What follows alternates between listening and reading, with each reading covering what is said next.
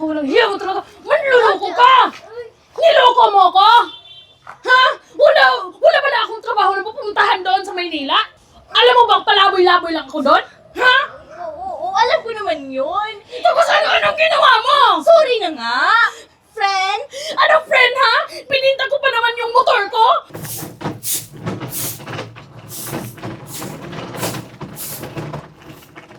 Abi? Yes? Ikaw nga! Ako nga! Uy!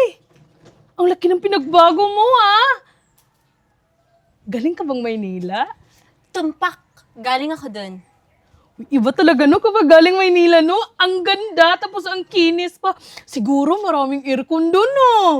Naku, Bindang, tama ka. Alam mo sa Maynila, ang ganda-ganda. Kita mo tong look ko. Talagang, di ba, galing sa Maynila. Talaga ba? Uy, Naman. parang maganda naman yung trabaho mo doon. Baka, ipasok mo naman ako. Gustong-gustong ko kasing pumunta ng Maynila. Curious ako kung ano yung mga tanawin doon. Talaga, gusto Oo. mo? Gusto mo din ba makasuot ng ganito? Ay, oo naman, syempre. Alam mo, Bindang, kung gusto mo, huwag kang mag-alala. Kasi kung magkukontak yung friend ko sa akin, sasabihan agad kita. Talaga ba? Naman, ipapasok agad kita. Ano kung gusto mong trabaho?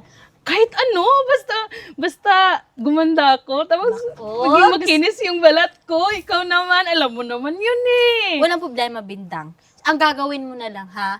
I-prepare mo yung mga documents mo or mga papers mo. Pero kung sakaling may tumawag sa akin, agad na ipapasok kita. Sige, gusto ko Okay? yan. Tsaka prepare mo na din yung mga damit mo, yung mga luma mong damit mo na dalhin. Kasi doon may free doon, mga damitan doon. Talaga ba? Oo, ito free lang ito. Wow, ang Yes. ganda naman. Diyan ka na, ha? Sige, Alis mo sige. Sige, bye. Grabe si Miss Abby. Ang laki ng pinagbago niya. Uy, gusto ko pumunta ng Maynila. Excited na ako. Jubilin! Uy, Jubilin, may chika ako sa'yo. O, ano yun, ate? Uy, alam mo ba, yung kapitbahay nating si Abby, nagka-uwi na galing Maynila. Talaga ba, ate? Ay, oo naman. Alam mo ba, biglang gumanda, pumuti at saka kuminis yung balat niya, nagbuka siyang tao. Talaga ngayon. Oo. Ang ganda na niya. Oo naman. Gustong-gusto ko sanang pumunta ng Maynila. Curious ako kung ano yung building nila doon. Gustong-gusto ko talagang makita yun. At saka, gusto-gusto ko ring gumanda. Ganon. Naku ate, huwag ka nang umasa. Malaki-laki kaya ang gastusin sa Maynila. Saan ka hahanap ng malaking pera? Paano na yung pambili mo, yung ticket mo papuntang Manila? Ako na bahala doon. Si Abby kasi, i-update niya ako kapag may nakita na siyang trabaho para sa akin. Gustong-gusto ko kasing pumunta doon, para naman, sa ganun, para makaahon tayo sa kahirapan, di ba? Gusto mo ba yun? Siguraduhin mo lang yan ate ha. Ay, oo naman! Ako, excited talaga ako magkapunta ng Maynila. Alam mo Naku, na, ate. gaganda ako doon, tapos pumuti. Saan kaya ka hahanap ng malaking pera? Ako na bahala doon. Saka, diskarte ko na yun para makapunta doon. Alam mo na. Excited. Ayaw mo na ba excited dito sa ako. probinsya ate? Ayoko na dito. Alam mo namang, Sawa-sawa ka na ba dito? alam mo namang wala akong trabaho dito, di ba? Kaya, doon na lang ako sa Maynila. Sige, ikaw bahala. Uy, supportahan mo naman ako. Sige. Bindang? Tao po. Bindang? Uy, Abi! Ayan. Kanina pa ako dito Uy, kumusta? Alam mo ba, di ba pinag-usapan natin yung trabaho? Oh. Hindi ba gusto mo ng trabaho? Ay, oo naman. Ngayon, may good news ako. Ano? Tungkol sa trabaho. Meron akong trabaho? Man, ito na yung magandang good news ko sa'yo kasi may kakilala ko dun sa Maynila. Talaga ba, Abi? Alam mo ba na may trabaho ka na? Ako, Abi, naku, salamat Oo, diba? naman. Magandang balita, di ba? Ano? Tapos ito pa, sandali lang ako muna. Okay. ha? Oh, sige, Ayun sige. nga, Mare. Pero kailangan mo ng pera eh. Ganun ba? Kaso, Abi, sa ngayon kasi wala pa kasi akong pera. Wala akong perang pambili ng ticket. Mare, kung gugustuhin mo, may paraan. Hindi ba? Hindi mo may motor ka. Yung motor mo na lang yung ibenta mo. Tsaka Maria, kapag naibenta mo na, may porsyento ako. Alam mo na, ako kasi yung mag-refer sa'yo ng trabaho sa Maynila, di ba? So, kailangan, may balatod din ako dyan. Ikaw pa ba? Di ba? Ano, Mare? Sure ka ba, ate? Sure ka na ba ibenta mo yung motor mo? Sali na naman.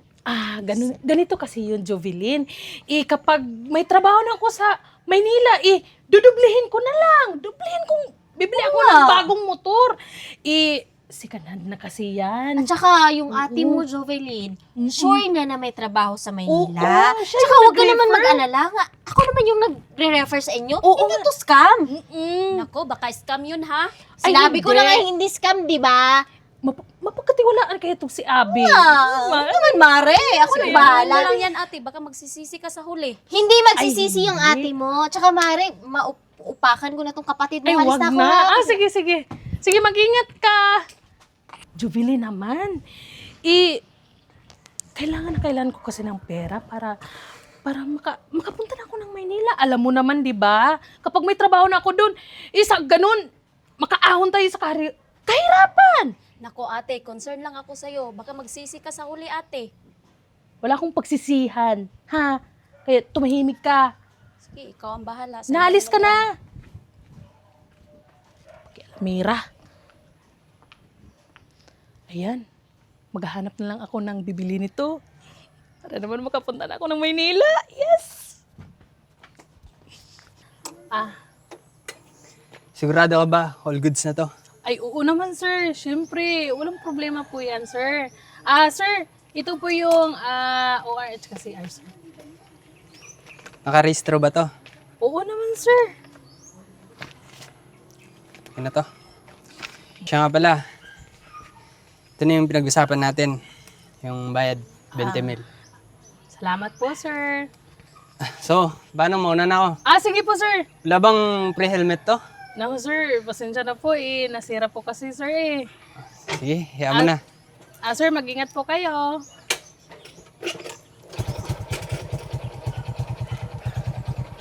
Ayan. May pang-ticket na ako. Makapunta na ako ng Maynila. Paldo. Ate, mag-ingat ka sa flight mo, ate, ha? Ay, oo naman. Basta ikaw mag-ingat ka dito, ha? At saka i-on mo palagi yung cellphone mo. Tatawag ako. At magpapadala ako sa'yo. Alam mo na, ate, hindi ako sanay na wala ka dito. Lindang. Sanay ka na. Ay, hi, Abby! Oh, ready ka na pala. Ay, oo naman. Tsaka ang ganda ng outfit mo, ha? Naku, Papuntang thank you, Maynila. ha? Teka pala, ito yung yung address doon. Yan. Ganun ba? Oo. Ay, oo. Diba? Hindi ka mawawala kasi nandyan na yung complete address. Okay. Tsaka yung pinag-usapan natin, Mare, yung pagbinta mo ng motor, ano na? Nakuha ko na, Mare. Ito na. Ano na? Magkano ba yung Magkano ba yung nabinta mo sa motor? 20,000? Oo, 20,000. Sa'yo yung 10K, akin yung 10K.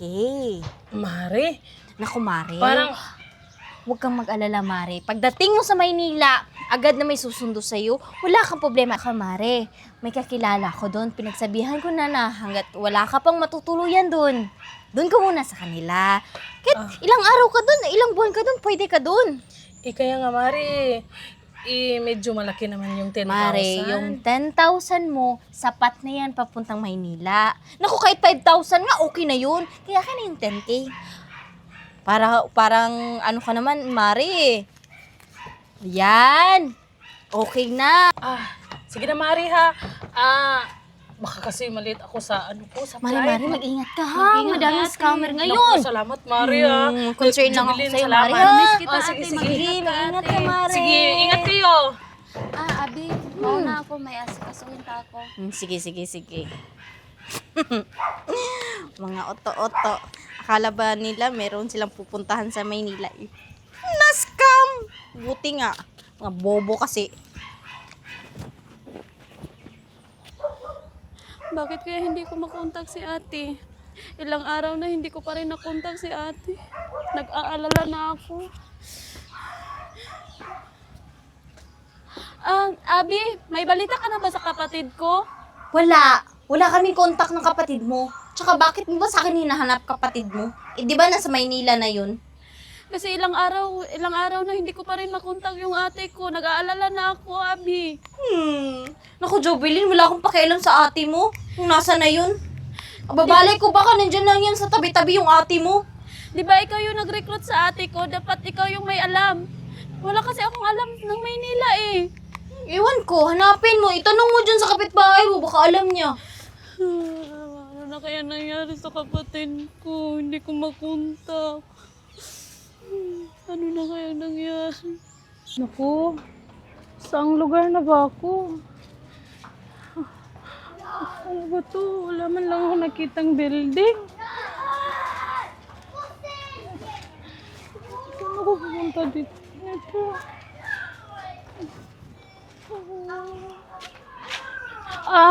Sir. Sir, pwede po bang magtanong, sir? Oo, bakit? Sir, saang banda na po ako dito sa Maynila, sir? Actually, wala ka na sa Maynila. Nasa Laguna na to eh. Kaya pala wala akong nakikitang mga building dito, sir. Bakit? Ano bang ginagawa mo? Bakit ganyan yung itsura mo? Sir, Galing ka pa bang Maynila? opo, sir. Ilang weeks na po kasi akong lakad-lakad dito. Wala akong mapupuntahan, sir. Alam mo, malayo ka na sa Maynila. Kasi dulo na to ng ano eh. Sa Laguna na to eh. Saka ano ba kasing ginagawa mo sa Maynila? Yung kaibigan ko kasi ini-recruit niya ako dito sa Maynila. May papasukan daw akong trabaho binigyan niya ako ng address. Hindi ko alam na fake pala yung address na yon at naloko ako Naku miss, naloko ka ata ng kakilala mo.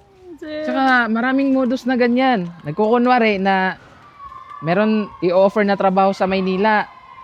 Kaso pagdating mo dito, wala pala. Gusto lang nilang magkaroon ng modus nila para magkapera sila. Alam mo, kung ano man yung address na binigay sa'yo doon sa Maynila, naku, malamang. Scam yun. Tsaka, ilang araw ka na bang palakad-lakad? Nilakad mo ba yung Maynila hanggang nakarating ka dito sa Laguna? Paano nangyari yun? Ilang araw ka na naglalakad? Hindi ko alam, sir. Mga ilang weeks na, sir. Parang gano'n na nga, sir. Yung kinakain ko na lang yung tira-tira sa restaurant. Sir, tulungan niyo naman po ako makauwi sa probinsya namin, sir. Yung kapatid ko kasi, hindi ko makunta. Wala na akong cellphone, sir. Sir, tulungan mo naman Sige, ako, huwag ka sir. mag-alala. Ganito na lang, ha? Tutulungan kitang makauwi ka ng probinsya. Bibigyan kita ng pamasahe para makauwi ka sa pamilya mo. Talaga po. Alam mo, balikan mo yung nanloko sa'yo, yung nang-scam sa'yo na may trabaho kang madadatnan dito sa Maynila. Opo. Kasi mali yung ginawa niya sa'yo. Tingnan mo, oh. Baka mamaya niyan may pamilya ka pang nag-aantay sa probinsya mo. Kapatid ko po, Saan sir. ba yung probinsya mo? Sa Zamboanga del Sur po. Hayaan mo, huwag ka mag-alala. Bibigyan kita ng pamasahe para makauwi ka. Ganito na lang, sumama ka muna sa bahay para makapag-ayos ka. Tara. Salamat po, sir. Ano man, halika. Bigat. Jubilin? Ate! Ate, ano nangyari sa'yo? Ate, na-miss kita, ate. Ano nangyari sa'yo, ate? Pasensya ka na kung hindi ako nakatawag sa'yo. Si Abby kasi, in-scam niya ako. Niloko niya ako. Sinasabi ko na nga ba, in-scam ka lang yung babae na yun. Ate, nag-aalala ako sa'yo, ate. Sorry. Hindi ko alam na fake pala yung binigay niyang address. Wala namang trabaho mapupuntahan ko doon. Napakasinungaling pala yung babae na yun. Wisit ko yung babaeng yun. Ako, hindi na ako pupuntahan. Dito na lang ako. Huwag mo na akong iiwan, ate, ha. Dito Abi? ka, ate. Halika nga dito. Halika. Napakawalang hiya mo talaga. Manluloko ka! Niloko mo ako! Ha? Wala pala akong trabaho na pupuntahan doon sa Maynila? Alam mo bang palaboy-laboy lang ako doon? Ha? Oo, alam ko naman yun. Tapos anong ginawa mo? Sorry na nga. Friend? Ano friend ha? Pininta ko pa naman yung motor ko para Excited pa naman ako makapunta sa Maynila, ha? Anong ginawa mo? Anong pakialam ko, ha? Napakasinungaling mo talaga! Scammer ka! Scammer! Totoo naman talagang may agency doon. Anong agency, ha? Yung binigay mong address, pinuntahan ko yon. Wala namang agency yon. Kamusta ka doon, friend? Ang kumusta? Nangamusta ka pa talaga, Abi? Alam mo ba, ilang weeks na akong palaboy-laboy, palakad-lakad doon, ha? Buti na lang may tumulong sa akin para makauwi ako dito. O yan naman pala, may tumulong sa'yo. Buti nakauwi ka na ligtas dito, no? Ayaw, masaya ka pa talaga, no? Ha? Alam mo, yung pinaggagawa mo, hindi ko to palalampasin. Ididimanda kita, papakulong kita! Wag, friend. Wag naman Huwag mo nga akong hawakan, huwag kang tawag-tawag sa akin na friend. Ano makukulong? Scammer ka talaga! Diba sinabi ko sa'yo noon, scammer ka? Eh, totoo lang pala. Ano totoo doon? Walang totoo, friend. Tsaka, friend, magkaibigan tayo, tapos ipapakulong mo ako. Hindi ka ba naaawa sa akin? Anong awa? Dapat lang yan sa'yo. Walang awa to. Walang awa-awa, wala nang friend dito. Alam mo bang, hirap na hirap ako sa Maynila, ha? Lahat na lang.